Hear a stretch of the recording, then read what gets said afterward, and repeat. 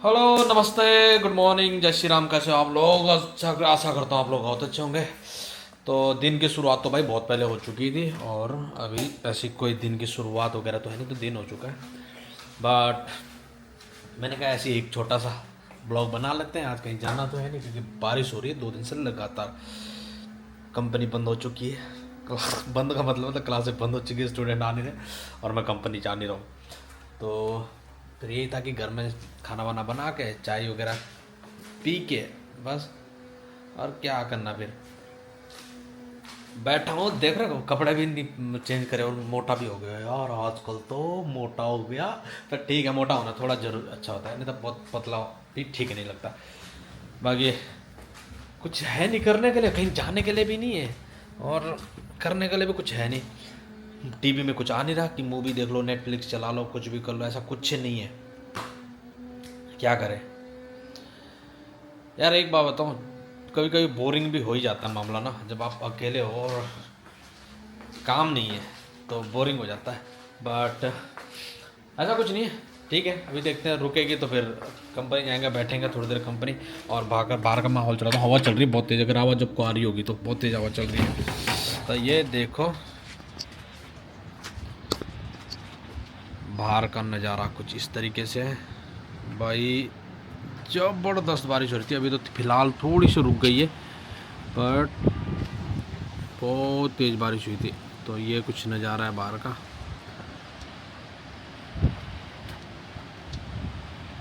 और सोच रहा हूँ बारिश रुक जाए तो कंपनी जाता हूँ। मेरा अम्ब्रेला भी, छाता भी कंपनी में छोड़ रखा, कल ले गया था और वो वापस लाना भूल गया था, क्योंकि वापस आया जब तक तो वो रुक गई थी बारिश, फिर मेरे दिमाग से निकल गया उसको लाना ना। बट ये कुछ माहौल है अभी बाहर का, और बस ऐसी टाइम पास भी नहीं हो रहा। तो सोच रहा हूँ, मूवी पर है नहीं, नेटफ्लिक्स में मूवी कुछ आ नहीं रही, कुछ है नहीं, नेटफ्लिक्स भी नहीं है, अमेजोन भी नहीं है। हालांकि मैं आपको बता दूं कि अगर आपके अकाउंट है, बने हुए हैं, तो आप नेटफ्लिक्स चाइना में देख सकते हो, अमेजोन प्राइम आप देख सकते हो। हाँ, बाकी हॉट स्टार वगैरह, जियो हॉट स्टार वगैरह ये सब नहीं चलते हैं। बट यूट्यूब, अमेजोन प्राइम और नेटफ्लिक्स आप देख सकते हो। और एक IPTV करके आता है, अगर आपने उसका सब्सक्रिप्शन ले रखा है तो वो चल जाता है। अगर नहीं ले रखा तो भैया राम राम, कुछ नहीं तुम्हारे हाथ में फिर। बाकी खाना बना खा लिया, न्यूट्री आलू की सब्ज़ी बनाई थी और भात बनाया था। नॉर्मली ऐसे चलता है, जब लड़के जब रहते हैं ना बाहर, तो ऐसे ही चलता है यार कि सीधा सिंपल बना के खा लो, नहीं तो खिचड़ी खा लो। बट मैं खिचड़ी काफ़ी टाइम से, मेरे को खाना बनाना आता है, मैं बहुत अच्छा खाना बनाता हूँ बेसिकली। बट ठीक है, बना लेता हूँ कभी कभी अच्छा। और जब आलसी बन गए तो कुछ नहीं, सिर्फ भात डाला, उसी में क्या हल्दी, जीरा, धनिया पाउडर, नमक, मिर्च मसाला डाला, प्याज लहसुन टमाटर डाला, उबली हुई खिचड़ी, बिना तेल की उबली हुई खिचड़ी खा ली। तो ऐसे ही है। बाकी यार ऐसे ही दिन कटेगा, अगर कुछ होता है तो भाई दिखाएंगे, नहीं तो ऐसे ही एंड कर देंगे। क्या करें अब, मेमोरी डालेंगे हमारे, तो तुम तो देखते तो हो नहीं, देखते तो लाइक कमेंट शेयर भी कर दो यार, और क्या। बाकी थंडर चल रहे हैं, बिजली ये गिर रही है, पता नहीं कहाँ कहाँ, उधर लंबा चौड़ा थोड़ा बहुत दिखने लग गया है दूर तक ना। तो ठीक है, बाकी ये दिखाता हूँ तुम्हें। ये मैंने एक मनी प्लांट लगा रखा है यहाँ पे ना, तो ये थोड़ा सा इधर से इसके पत्ते हट गए थे, तो मैंने इसको गुच्छा बना के इसी के अंदर डाल दिया। और बाकी ये तुलसी जी है, ये मैं कहीं से मंगवाई थी मैंने तुलसी जी ना, तो ये तुलसी जी है। बाकी तो यही है। और ये मेरा घर है कुछ इस तरीके से ना, अपार्टमेंट है, देख लो। एक सोफ़ा, बढ़िया सा सोफ़ा लग रखा, ठीक है। एक सेंटर टेबल है, ये मेरे पे टीवी है, ये मेरा वाटर डिस्पेंसर है, ठीक है। ये मेरी फ्रिज है, ट्रिपल डोर फ्रिज है ये। इधर थोड़ी मेरी ग्रोसरीज वगैरह है, ठीक है, हनी वगैरह ग्रोसरीज वगैरह है।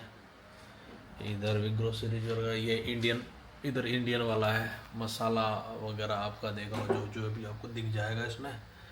और ये मेरी नमकीन्स है, कुछ इंडिया से ले आते हैं जब आता है। और बाकी ये मेरा किचन है, थोड़ा मैसी मैसी सा है, बट कोई नहीं। देखो चाय बनाई थी और अभी तक चाय बची हुई है, तो इसको दिन में गर्म करके पी लूँगा।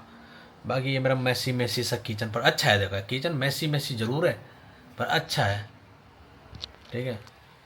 छोटा सा किचन है 1 पर्सन का। बाकी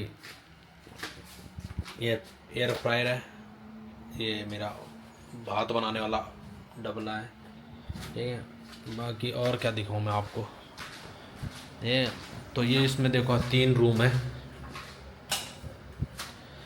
3 रूम है। और वो भी 3 भी, कभी कभी जब दोस्त आते हैं तो कपड़ों भाई हवा, ये बाथरूम है भाई, हवा चल रही बहुत तेज़, देखो बारिश से। मैं इसको पूरा नहीं खोलते, मैंने अप्लाई कर रखी थी, ठीक है। तो एक रूम ये है, एक छोटा रूम है। जब दोस्त लोग आते हैं तो भाई तब उनके लिए व्यवस्था मैं बताता कैसे। और एक रूम ये है, लाइट खोलें, एक रूम ये है। और फिर ये है मास्टर बेडरूम। बट ये क्या देख रहे हो आप, ये क्या रख रखा मैंने, तो ये है भाई हवा वाला गद्दा। और क्यों है इसका मैं रीज़न अभी बताता हूँ आपको। तो ये मेरा रूम है, ठीक है, इसके लिए जगह नहीं तो फिर मैंने ये दरवाजे पे खड़ा कर रखा। और ये इसमें एक अटैच टॉयलेट बाथरूम, इधर शावर है, इधर वॉश बेसन वगैरह है, ये जापानीज़ टॉयलेट है, ठीक है। तो हाँ अब मैं बताता हूँ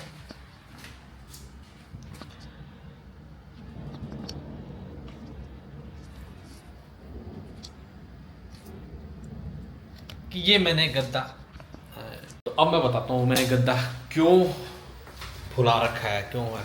तो वो गद्दा आता है यहाँ पे, गद्दा आता है इस जगह पे, क्योंकि जब वीकेंड में दोस्तों को मूवीज़ वगैरह देखनी हो तो उसको यहाँ पे लगाना पड़ता है। तब एक बंदा उस पर लेटता है सोफे पे, और एक बंदा इस पर यहाँ पे लगा कर लेटता है, तो नेटफ्लिक्स में वीकेंड में मूवी भी देखी जाए। तो आया समझ में, इसलिए वो मैंने वो गद्दा वो कर रखा, क्योंकि अंदर से वो जो गद्दे ना बहुत हैवी से गद्दे हैं, बहुत ज़्यादा हैवी है। तो इसलिए लगा रखे कि भाई अगर दोस्त लोग आ रहे हैं और मूवीज़ देखनी है लेट नाइट, तो उस गद्दे को बिछा के फिर वो वहीं सोना भी पसंद कर लेते हैं। कभी मैं सो जाता हूँ, कभी दोस्त लोग सो जाते हैं, तो क्योंकि ये सोफा ना एक इतना वो नहीं है, मतलब ये क्या बोलते हैं, लेदर बोलते हैं, क्या बोलते हैं पता नहीं, बहुत ही सर्दियों में बहुत ठंडा होता है, गर्मी में ये पसीना होगा तो चिपकता है ये। तो इस तरीके से कुछ मैं सोने की व्यवस्था करता हूँ। ये मेरा घर का टूर था। हाँ मैंने अभी आपको तो दिया नहीं, आगे से कैसा इसका गेट वगैरह कैसा है मैं दिखाता हूँ। तो ये इसकी एंट्री है, यहाँ से ये एंट्री है। फिर इधर से इधर अपना चाबी चुब्बी, ये मेरा हेलमेट पड़ा हुआ, और ये शू रैक्स वगैरह, इसके अंदर आप शूज़ वगैरह रख सकते हो। और इधर भी थोड़े रैक्स बने हैं, जो मेरे नैपकिन वगैरह टिशू वगैरह रहते हैं यहाँ पे। बाकी जो आपका मतलब काफ़ी स्पेसेस है, तो जो आपको रखना है वो आप रख सकते हो। तो ऐसे करके अंदर आया आपका। फिर ये एक थोड़ा सा ये मैंने लगा रखा। तो ये मेरा परफ्यूम सेक्शन है, इसमें बहुत अच्छे हैं, दुबई के वाले भी हैं। ये क्या है, लतीफ़ा करके, अबे कहाँ है, लतीफ़ा करके है। बाकी मेरा थोड़ा बहुत है, और ये मेरे लड़के की। बाकी इस तरीके से। तो ये था मेरा चाइना में घर का टूर। अगर आपको अच्छा लगे तो प्लीज़ लाइक शेयर कमेंट तो बनता है, ठीक है। तो प्लीज़ लाइक शेयर कमेंट कर, क्योंकि देखो मैंने घर का मेरा इतना साफ़ सफाई नहीं कर रखी थी, लेकिन ठीक है मैंने घर का टूर दे दिया। क्योंकि चाइना में एक फॉरेनर, मतलब फॉरेनर के लिए तो फॉरेनर ही है, एक इंडियन किस तरीके से रहता है। और हाँ अब आते हैं इसके प्राइस की बात। हाँ तो दोस्तों अब आते हैं, बात करते हैं कि इसका रेंट क्या है मंथली, और कि क्या प्रोसेस है एक फॉरेनर को अगर चाइना में रूम हाउस रेंट करना है तो उसका प्रोसेस क्या है और किस बेस पे मिलता है। तो वो मैं आपके साथ शेयर करूँगा इसी वीडियो में। तो बेसिकली ये है 3 रूम अपार्टमेंट है, जिसमें 3 रूम है, 2 टॉयलेट, एक अटैच है, एक कॉमन है, और एक किचन है, एक बालकनी है, एक बड़ा सा डाइनिंग प्लस सिटिंग एरिया है, और बिल फर्नीचर है। ठीक है, हमको आपको कुछ नहीं लाना है, फर्नीचर ये नहीं का आता है। और मैंने मेरा सिर्फ टीवी और वाटर डिस्पेंसर मेरा अपना है, और बाकी मेरा क्रॉकरी वगैरह किचन का सारा सामान मेरा अपना है, अपने कपड़े कुपड़े। बाकी इसमें मिलता है washing machine, fridge, sofa, table, chair, bed, सब इनका ही है। तो इसके मैं मंथली पे करता हूँ 40-45 हज़ार रुपये इंडियन के हिसाब से, और 3-3.5 मेरा बिजली पानी का आ जाता है, और 3-3.5 मेरा मेंटेनेंस चार्ज आता है पर मंथ। तो ये लगा लिया मेरे को कम से कम नहीं भी तो 50 हज़ार रुपये पर मंथ पड़ता है टोटल, मतलब सब कुछ लगा के। तो 50 हज़ार रुपये मतलब 5-6 हज़ार मतलब 4-4.5 हज़ार RMB के अप्रॉक्स मेरे को ये पड़ता है। और तो कभी कभी पहले क्या होता था, पहले जब पुराने में रहता था तो पहले हाथ आधा तो कंपनी देती थी, आधा आपको देना पड़ता है। लेकिन अब मेरा खुद का अपना सिस्टम है, तो मेरे को पूरा अपना आप ही देना पड़ता है। तो ये यहाँ पर रेट है ऑफर। हाँ, और मिलता किस्त है, तो एग्रीमेंट होता है एक पर ईयर का, मतलब 1 साल का ही एग्रीमेंट करते हैं लोग। 1 साल का एग्रीमेंट होता है लैंडलॉर्ड के साथ, और फिर 2 महीने का डिपॉजिट देना पड़ता है आपको, और 1 महीने की एडवांस वो देनी पड़ती है।